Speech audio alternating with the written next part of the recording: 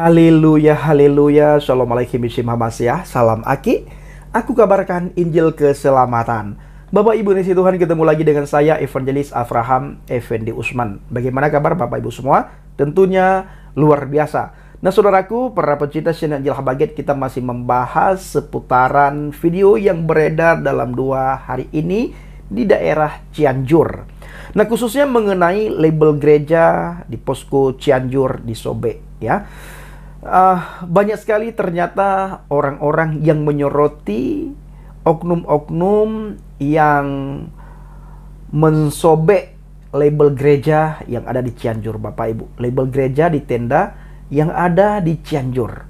Banyak sekali orang yang menyoroti. Salah satunya saudara, Said Akil. Said Akil beranggapan soal label gereja di posko Cianjur itu bukan kristenisasi. Ya, bukan kristenisasi. Itu jelas adalah bantuan sosial ataupun bantuan kemanusiaan yang diberikan oleh pihak gereja untuk membantu atau menolong orang-orang yang lagi kena musibah. Dan itu sebenarnya hal yang biasa Bapak Ibu dilakukan oleh organisasi-organisasi yang lain ketika mereka memberikan bantuan kepada orang yang berdampak bencana alam. Ada organisasi ini, mereka pasti memasangkan label organisasinya. Ya, begitu juga dari pihak manapun ketika memberikan bantuan, kalau itu berupa organisasi atau berupa kelompok orang atau berupa yayasan, pasti nama organisasi ataupun nama yayasan itu dicantumkan Bapak Ibu. Ya, itu pasti. Seperti misalnya ada bantuan dari kelurahan A atau kelurahan B. Itu kelurahan A atau kelurahan B itu pasti diberikan label ini dari kelurahan A, ini dari kelurahan B. Ikut berempati Bapak Ibu ya dalam tolong menolong, bantu membantu dan kasih mengasihi antar sesama. Jadi banyak sekali orang yang menyoroti. Salah satunya seperti ditulis di sebuah artikel CNN Nasional Indonesia, Said Akil soal label gereja di posko Cianjur itu bukan kristenisasi. Jakarta, CNN Indonesia, mantan Ketua Umum PBNU Said Akil Sirait mengkritisi tindakan sejumlah organisasi masyarakat ormas yang mencopot simbol gereja di posko bantuan gempa Cianjur, Jawa Barat. Menurut dia, bantuan dari umat agama lain tidak bisa disebut dengan misi kristenisasi. Itu bersikap belum dewasa. Harus kita bedakan aktivitas kemanusiaan, aktivis sosial dengan kristenisasi. Harus kita bedakan, kata dia di Masjid Istiqlal, Jakarta, Minggu, tanggal 27 bulan 11. Sebelumnya, sejumlah orang yang mencopot label bantuan gereja di salah satu tenda posko bantuan gempa Cianjur, mereka mencopot tulisan Tim Aksi Kasih Gereja Reformed Injil Indonesia yang tertulis di atap tenda. Aksi pencopotan label gereja itu terjadi di 4 wilayah pengungsian, yakni di Desa Cibulakan, Desa Genjot, Desa Telaga, dan Desa Sarampat.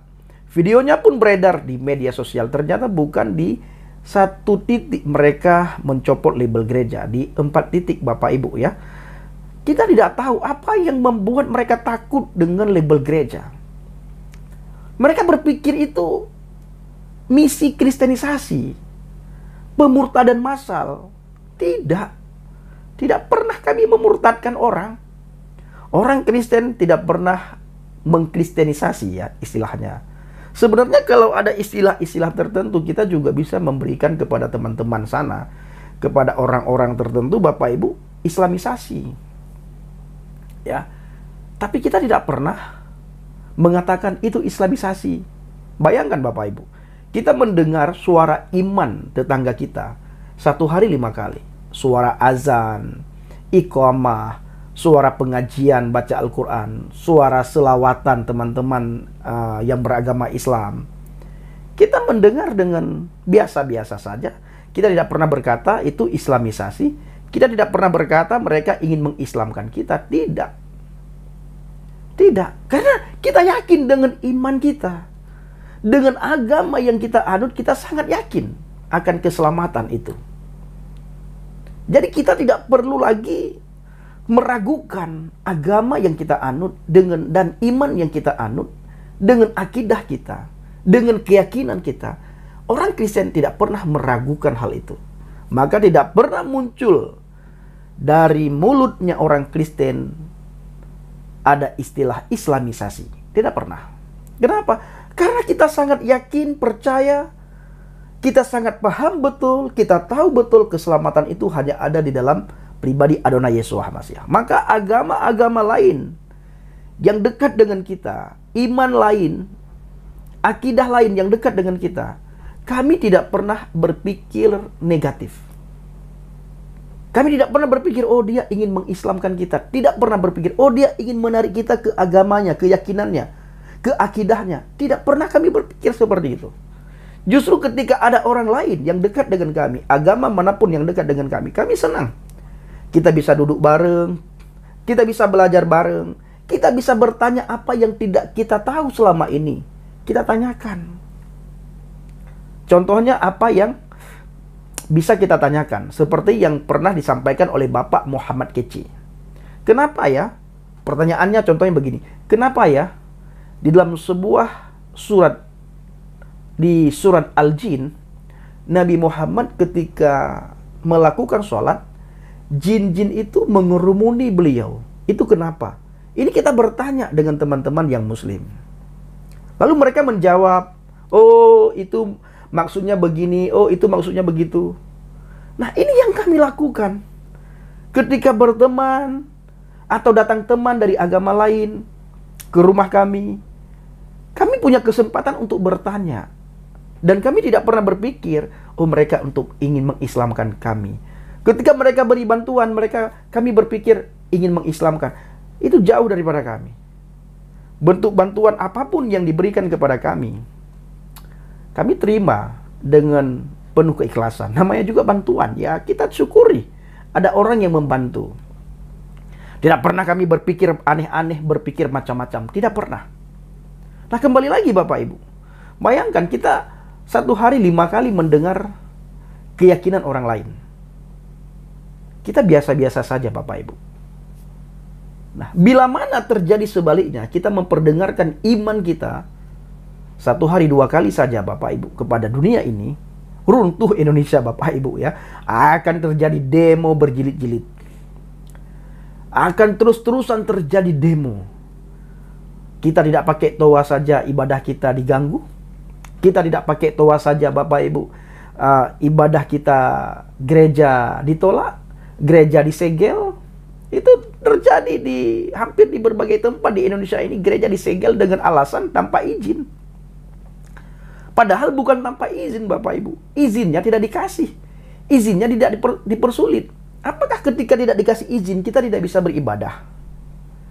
Kita ibadah di rumah pun mereka menganggap hal yang sangat menjijikkan Bapak Ibu. Padahal kita ibadah loh.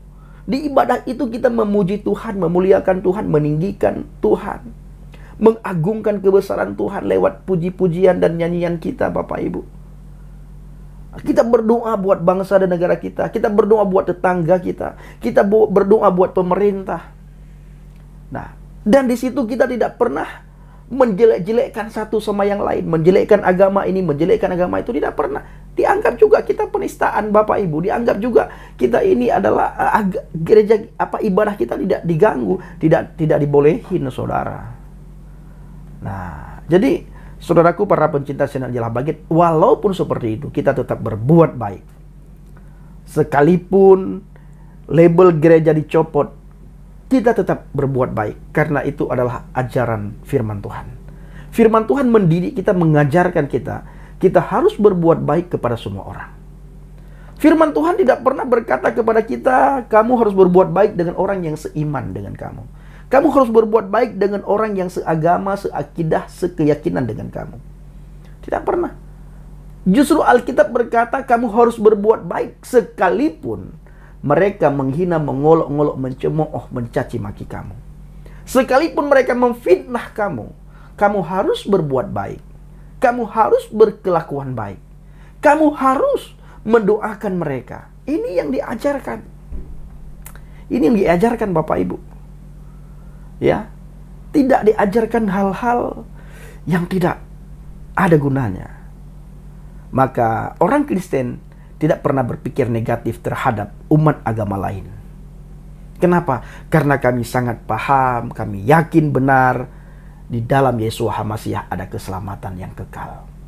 Di dalam namanya ada keselamatan kekal. Di dalam namanya itu ada keselamatan.